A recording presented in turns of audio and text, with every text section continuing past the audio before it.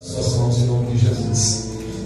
1 Reis capítulo 19, versículo de número 4. Quem achou, diga amém. Amém. Eu vou ler para não tomar mais tempo, mas eu tenho essa palavra e eu vou entregar para você. E Deus já tem confirmado aqui nessa noite através dos louvores. Diz assim: ele, porém, foi ao deserto, caminho de um dia, e foi se assentar-se embaixo de um zimbro, e pediu para si a morte, e disse: já basta, Senhor, toma agora a minha vida, pois não sou melhor do que os meus pais. E deitou-se e dormiu debaixo de um pé de zimbro. E eis então que um anjo tocou e lhe disse: levanta-te e come. E olhou, e eis que à sua cabeceira estava um pão cozido sobre as brasas, e uma botija de água, e comeu e bebeu, e tornou a deitar-se. E o anjo do Senhor tornou a segunda vez e o tocou, e disse: Elias, levanta-te e come, porque te será muito longo o caminho. E levantou-se, pois, e comeu e bebeu, e com a força daquela comida caminhou 40 dias e 40 noites até o Horebe, o monte de Deus. Somente até aqui, para que a gente possa acompanhar ainda alguns versículos dessa leitura bíblica, se você puder continuar com a sua Bíblia aberta. Eu estava lendo a tradução nessa tarde, e ela dizia que na segunda vez que o anjo tocou o Elias, ele disse uma palavra: come e bebe, porque senão você não aguentará o caminho que tu tens pela frente. E uma outra tradução, eu juntando com essa, eu pude entender um pouco mais o que Deus insistiu na vida deste profeta. Porque primeiro ele acorda, ele dá pão e água. Depois o versículo vai dizer que na segunda vez ele toca mais firme nele e diz: não é só pão e água, isso é comida. Come dela, porque se você não comer, você não terá força para chegar aonde você tem que chegar. E depois ele diz que com a força do que ele comeu, ele chegou no Horebe. Horebe é o mesmo que o Sinai, aquele monte que fumegou, abrasou aquela sarça, no meio de um sarçal com Moisés. Só que agora Elias, que é um grande profeta lá de Tisbe, enfrenta Acabe, enfrenta Jezabel, enfrenta os 450 profetas de Baal e 400 profetas de Azera ou Azerá.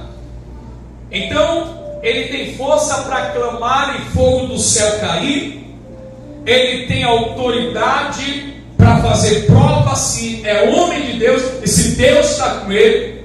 Ele tem ousadia para chegar diante de um rei, no meio de uma nação entregue à corrupção, à idolatria, à junção de uma entidade a qual Jezabel servia, chamado Baal, Deus do trovão, segundo a mitologia daquela época, e Azerá, que, como era sua esposa, nessa tradição dizia-se que a junção dos dois era prover chuva, trovões, fertilidade. A se dizer que ninguém seria fértil se não servisse a Baal e a Azera. Ninguém produziria nada, que ele comandava chuva, trovões, plantações, colheitas, que os dois juntos, eram uma grande dupla de deuses.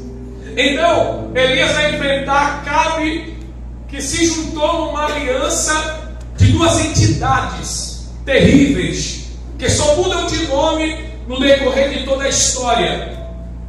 E ele tem essa ousadia porque, mediante a todos que estavam na escola profética, ou todos que tinham nome naquela época, somente ele Eu disse que não só era ele profeta, mas somente ele se levanta com ímpeto sobre o nome do Senhor para entrar numa peleja. Elias se encontra só, humanamente falando, com a autoridade otorgada por Deus para trazer de volta a adoração ao Deus de Israel. Samaria é centro de adoração, mas agora é centro de profanação. Samaria é lugar de adorar, mas agora está sendo lugar de virar as costas para Deus, de sacrifícios a deuses estranhos, porque um desviado reina e coloca uma má aliança dentro daquele lugar. Só que o nome Elias não é um nome comum. Ele é a junção de duas palavras ou letras proféticas, a qual denomina o que foi gritado no monte. Quando ele está montando o altar, quando ele está preparando para que a resposta do fogo lambesse aquela água e o nome do Senhor fosse glorificado. A saber, o El de Elias é Deus no hebraico. El é Deus e Ia é simplesmente as primeiras letras de Iavé. A gente vai analisando isso, que dentro do nome existe dois pronomes poderosos do nome de Deus. Só o Senhor é Deus. É simplesmente a junção do nome de Elias. Impregnado, talvez seja para alguém uma coincidência, mas não existe coincidência. A mente de quem estuda e ora é levada pelo Espírito a entender coisas que talvez vai procurar o dicionário, não vai dizer, mas a gente vai começar a enxergar algumas coisas sobre identidade de alguém que recebe sobre si o nome de Deus. E não é diferente de Elias, porque o próprio Deus, ele fala que nós somos chamados como seu povo e pelo seu nome, ou seja, como paternidade, como autoridade, para que a gente leve esse nome aonde quer que a gente pise. Então tudo que eu fizer, toda aliança que eu fizer, todo desafio que eu enfrentar, eu não posso enfrentar no meu nome, eu preciso enfrentar no nome daquele que me enviou, que me levantou, que me consagrou, que me escolheu. Então olhar para Elias é olhar para alguém que verdadeiramente tem o nome de Deus na vida. Ter o nome de Deus na vida é coisa tremenda, meu irmão. Glórias a Deus. A gente precisa tomar posse dessa autoridade que é otorgada sobre nós. Paulo vai dizer que é embaixador. Se você for entender o que é ser o embaixador de um país, você vai entender que você fala em nome daquele país, do presidente daquele país, das autoridades daquele país, de todo o poder que existe naquele país. O embaixador o representa. E Paulo só vai concluir e vai dizer: olha, eu sou embaixador. Ou seja, eu levo o nome de onde eu sou. Eu sou embaixador de Cristo. A palavra Cristo é ungido. Paulo está dizendo: eu sou embaixador daquele que é ungido. Eu sou embaixador, não é de alguém comum, não é de alguém qualquer. Eu sou embaixador de Cristo, e como embaixador eu tenho autoridade de abrir cadeias, prisões. Não era o que Paulo tinha de nacionalidade romana ou grega, ou porque Paulo era judeu puro, não era porque Paulo ele era fariseu e fariseu, não é porque ele aprendeu os pés de Gamaliel, não é porque ele ficou 17 anos sendo preparado e 1 ano na igreja de Antioquia, fazendo 18 para depois ser enviado para missões. Não era isso, não. Ele diz assim: olha, quem me deu o nome me encontrou na beira de Damasco. Quem me deu o nome falou comigo no resplendor de luz. Quem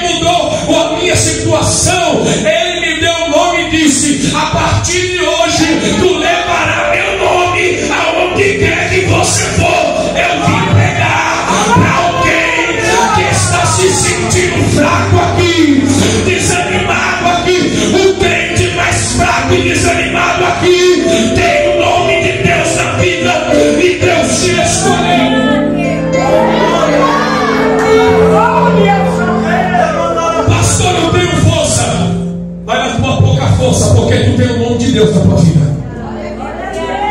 Tu não tem o nome do pastor, é de Deus. E você precisa representá-lo, crente. Apresente Ele. Faça o que Ele te ensinou. Não precisa forçar, não. É só aceitar. O problema da minha geração atual, que somos nós, nesse Brasil que a gente está, é a dificuldade de entender a identidade que tem. Não é que alguém é melhor que o outro, é que tem gente que aceita a identidade e veste a roupa. Tem gente que veste e fala: ó, eu sou isso, então eu vou me vestir do que eu sou. Eu preciso entender a minha identidade, a paternidade que eu tenho. Porque se eu entendo isso, pode ter uma escola de profeta. Eu vou me sobressair, porque eu não estou interessado na escola, ele é um profeta.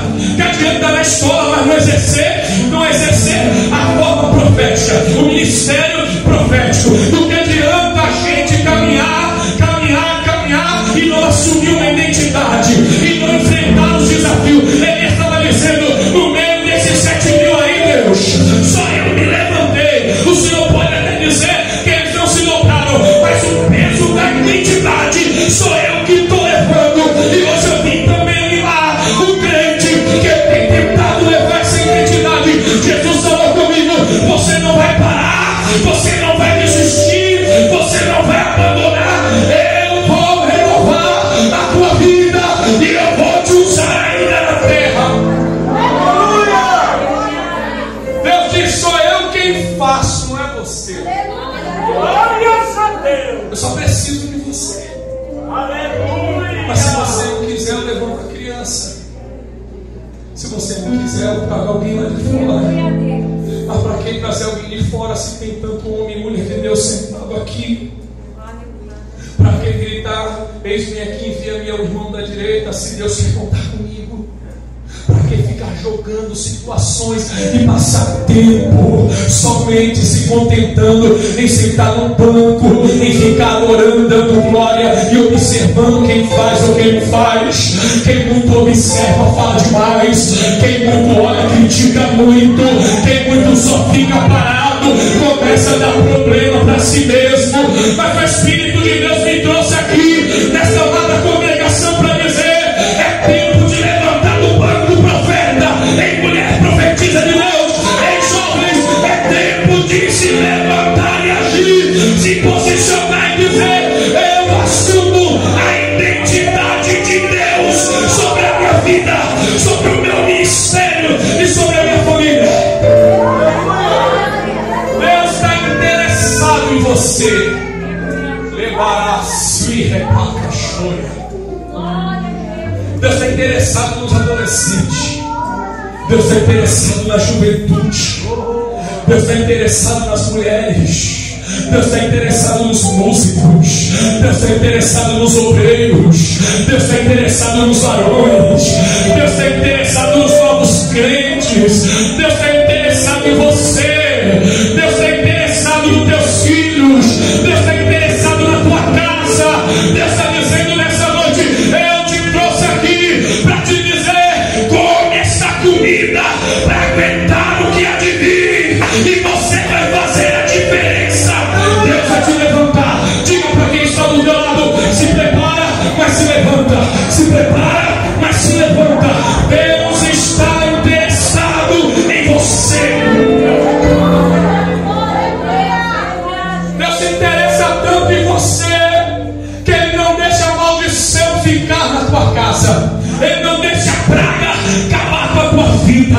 Ele envia anjo para poder te guardar. Ele está tão interessado em você que 1000 vai cair à tua direita e 10.000 à tua esquerda, mas tu não serás atingido. Ele está tão interessado em você que alguém vai pedir: amaldiçoa, e Ele vai dizer: ninguém amaldiçoa a quem eu chamei para poder abençoar. Deus está interessado em você.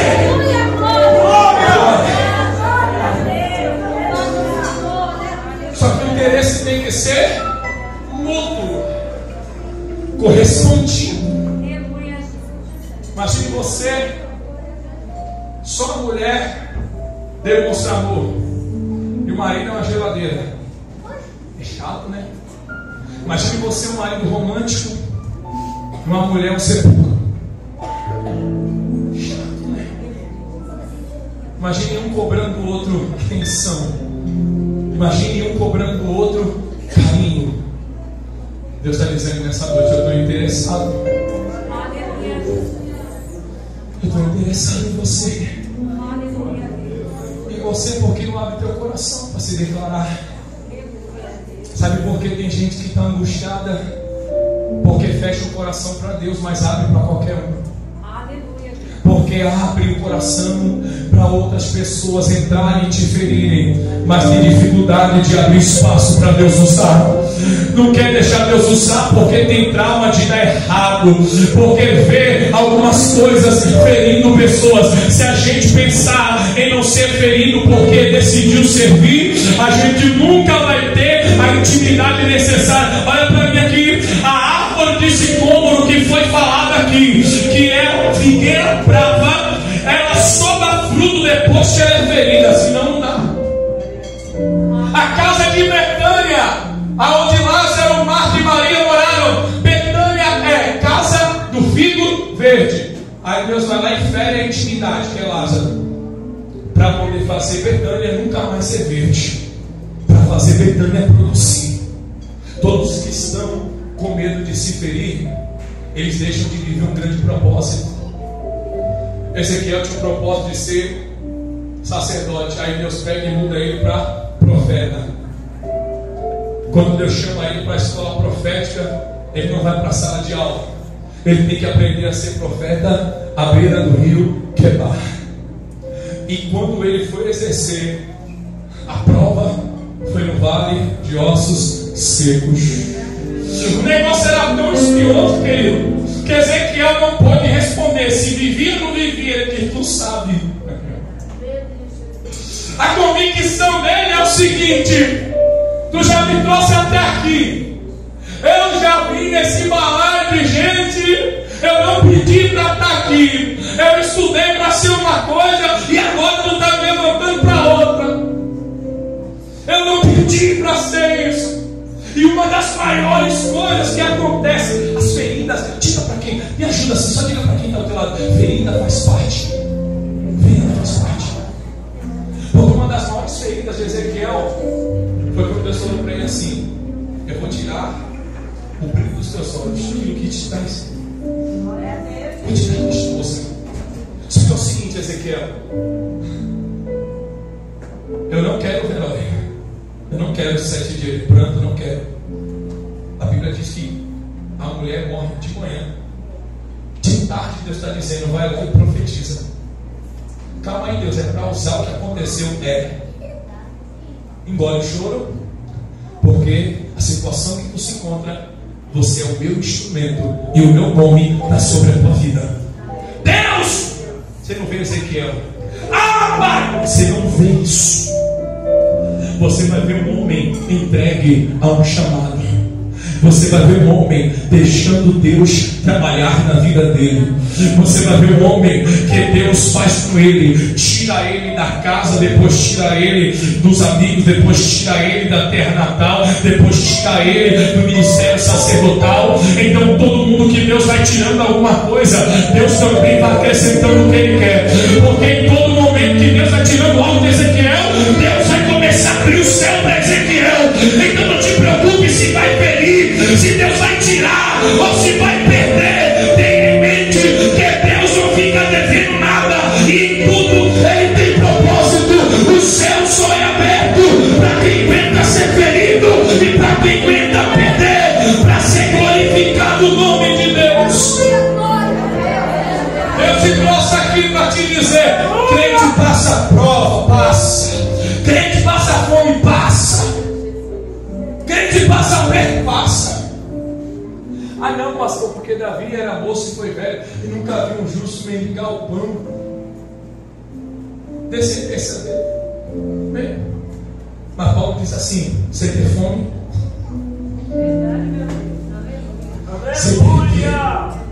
sem ter bonança, ela é barato.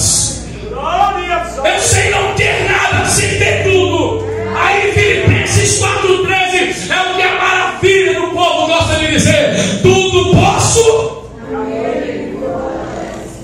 Mas primeiro aprende a perder. Primeiro aprende a passar no vale. Primeiro aprende a ser ferido. E olha para mim, a ferida só dói quando é de perto. O desprezo só dói quando é do ingrato. Glória! É glória. Eita glória, senti aqui. Esse é adorador. Meu Deus! Só quem sentiu a perda, a decepção, a traição, a ingratidão, a ferida, só quem sabe o que ofereceu e não teve reciprocidade, só quem sabe do lar que nasceu, da família que conviveu, só quem está aqui sabe o que já perdeu, entende o que eu estou falando. Oh, glória! Tem que entender, tem que aceitar, ou tu abraça a identidade desse nome, então a tua história ficará incompleta. Deus está dizendo: para de olhar para o problema, para de reclamar, aceita, aceita. Eu estou trabalhando, eu estou trabalhando nesse processo.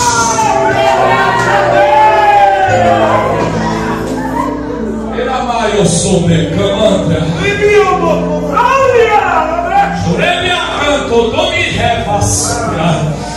Eu sinto Deus dizendo assim: eu estou sarando feridos. Deus vai entrar onde nem o pastor. Pode passar 10 aqui que não consegue abrir. Deus está falando para mim, tem gente assim aqui.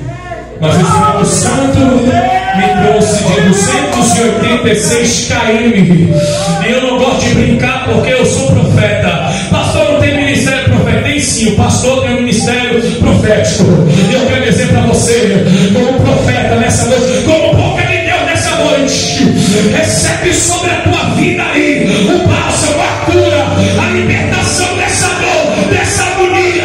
O Espírito Santo está dizendo: olha para mim, olha para o canteiro, é perigo mesmo, guarda a tua dor no bolso e vai cuidar da dor de alguém. Eu te quero, diz o Senhor.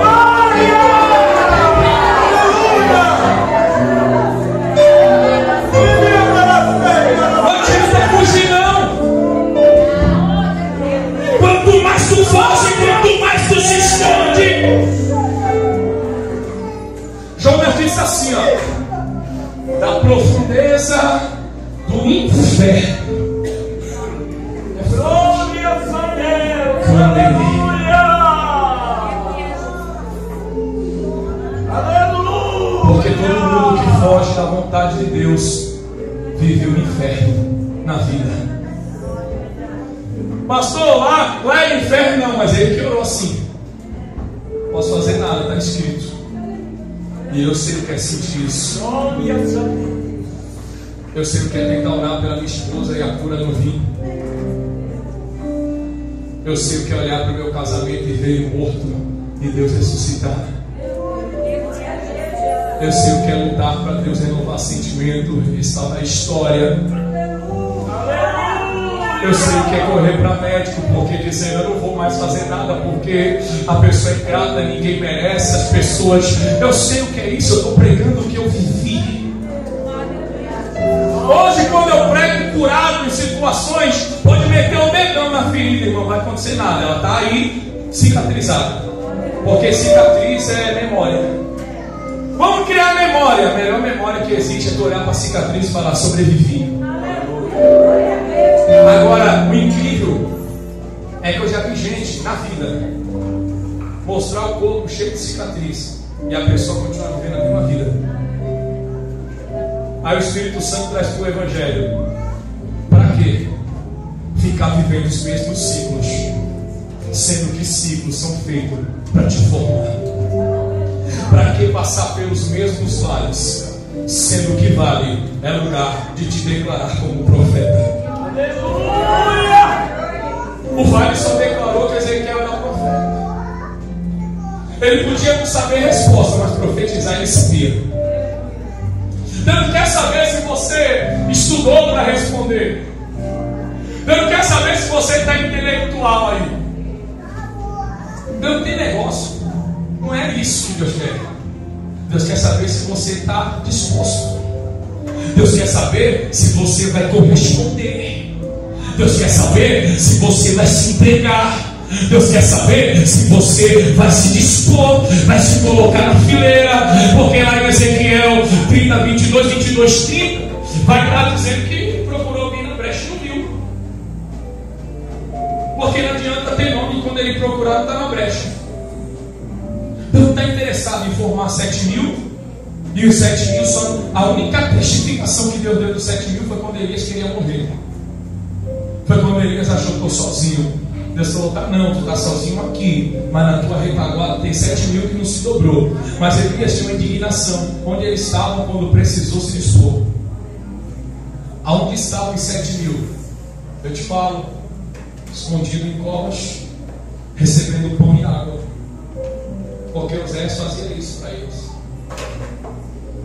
Levavam e eles estavam protegidos, porque eles estavam em fuga. Pastor está criticando eles? Não. Porque cada um tem seu momento. Porque todo profeta, todo homem de Deus, mulher de Deus precisa de uma retaguarda, precisa de gente de oração. A gente precisa entender que chega um momento em que a gente está oprimido, está numa depressão como Elias, está vivendo um conflito de identidade, está vivendo algumas feridas, e a gente fica pensando: eu estou só, eu estou só, eu estou só. E Deus está dizendo: isso é normal sentir, isso é normal, você é ser humano. Olha para mim aqui, quanto mais ser humano você for, mais Deus vai te usar. Porque Deus não usa robô, Deus não usa Mulher Maravilha, Deus não usa homem de aço, Deus não usa ninguém de aparência. Deus está dizendo: você pode ser o mais humano possível. Você pode sentir dor, você pode querer morrer, você pode querer parar, você pode se frustrar, você pode se ferir. O que você não pode desistir. Você não pode parar. Querer alguma coisa, sentir alguma coisa. O Espírito Santo, Bruno, me trouxe aqui e disse assim: eu quero curar. Eu quero trazer de volta à memória aquilo que dá esperança. Glória a Deus. E eu estava lendo isso aqui e eu vi o homem que Deus usou um período com uma autoridade tremenda. Alguém fala assim: foi a voz de Jezabel. Irmão, tem coisa que não se explica. Se ficar batendo uma tecla que Elias fugiu por causa de Jezabel, o cara enfrentou 850 profetas, foi diante da maior autoridade do reino, profetizou que não ia haver chuva. Tu não vê momento nenhum ele dizendo assim: Deus me disse isso. Ele falou o que estava escrito em Deuteronômio. Ele entendeu que ele era, a posição dele, ele declarou, e o céu entendeu isso, fechou, cerrou, porque é o que estava acontecendo naquele lugar. Você vê o homem ser preparado, o milagre de Deus acontecendo na vida dele. Você vê o milagre no Querite, o milagre em Sarepta. Você vê Deus colocando ele no nível em Querite, né? E levando ele para a terra da fundição. E agora você olha para o homem, ele está no deserto. Olha para quem está atrás e diga assim: sempre vai ter um deserto antes do Horebe de Deus para a tua vida. Sempre. Pastor, mas a semana passada eu estava bem. Aí Deus vai permitir você entrar no deserto, que é para mostrar para você que Ele continua sendo Deus, seja no palácio, ou seja no Querite, seja em Sarepta, ou seja lá no deserto. Deus vai aparecer para ele em várias formas. A gente está acostumado com o mesmo fogo, do poder, que honra a palavra, que leva você para situações grandiosas. Mas deixa eu te dizer uma coisa: Deus é Deus de Querite, Deus é Deus de viúva pobre. Porque quando Deus quer moldar o nosso ministério, a nossa chamada, a nossa vida, Ele faz você ter hoje, e amanhã você comer o bolo que uma viúva te dá. Ele faz você sair da viúva e você pensar que não vai ter coisa pior, e você tem que andar deserto. Porque a preparação de Deus não é escolhida por nós. Não sou eu que decido a página que eu vou viver amanhã. É Deus que escreve a minha história. É Deus que escreve a tua história. É Deus que te chama. É Deus que te infiltra em situações, te coloca em cenários. Porque todo mundo que quer colocar Deus na sua caixinha de fósforo, ele se decepciona com o céu. Pastor, o que é isso?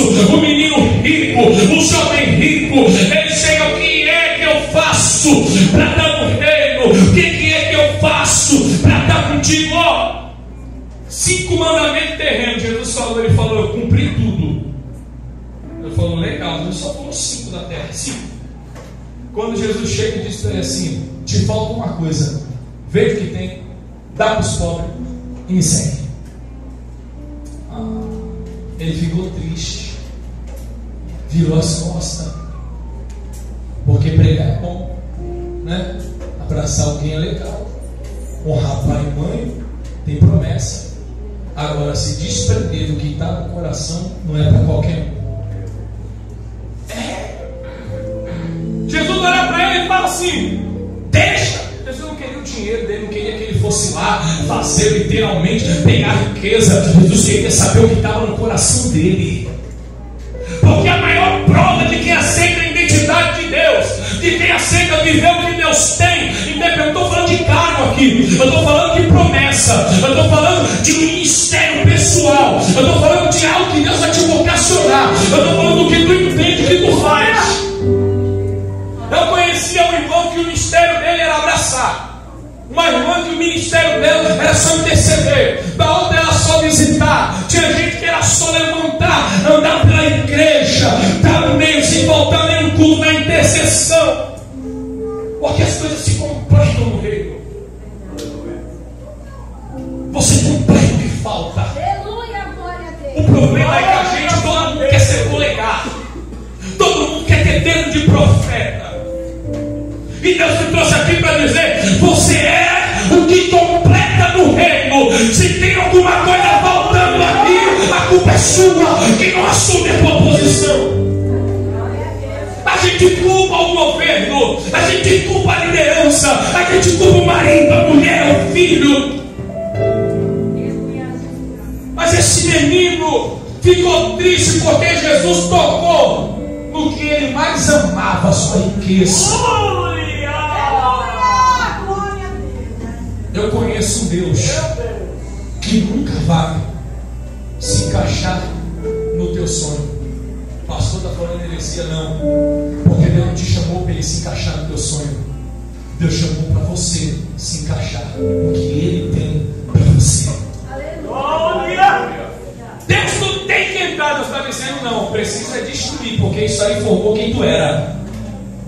O que tu vive formou a pessoa que você é. E se você não precisasse se quebrantar, ser moldado, transformado para entrar no meu propósito, você nem estaria aqui. Mas para viver o meu propósito, o meu chamado, você precisa entender que você vai ter que perder, vai ter que renunciar e vai ter que se encaixar no que eu tenho para você. Ou você aceita, ou a tristeza vai te corromper e você não vai conseguir se desprender de algumas coisas que atrapalham o que eu tenho na tua vida, diz o Senhor. Deus me trouxe aqui para dizer: é noite de desprender para ser curado e viver o que eu tenho para a tua vida. Aceita. Parece pesado dizer que Deus destrói sonho. Parece pesado dizer que Deus destrói projetos humanos. Parece pesado dizer. Você imagina Deus chegar no filho teu e dizer para você assim: me dá teu filho. Você imagina Deus dizer assim: estou arrancando a pessoa que você mais ama. Aleluia! Pastor, está na Bíblia. Se você acha que é pesado, Deus fala para você: sai dessa amizade que eu não quero, sai dessa aliança que está acabando com a tua vida. Se você acha pesado, Deus dizer: renuncia a isso que está matando você, tira esse orgulho, libera esse perdão. Você está achando que isso é pesado para você? Aleluia! Você está achando que Deus é pesado porque Ele está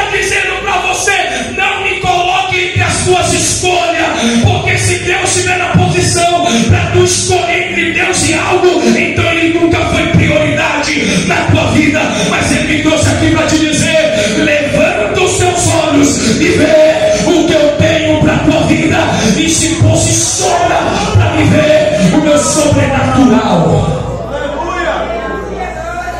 Não é pesado falar, não é pesado ter que sair desse namoro que Deus não quer. Não é pesado parar de assistir o que desagrada a Deus. Não é pesado parar de entrar nessas casas e tomar esses café que você sai envenenado de lá. Não é pesado Deus dizer para parar de se misturar com quem Ele não quer. Não é pesado trocar de número de WhatsApp para viver algo novo. Não é pesado liberar senha para tua mulher. Glória!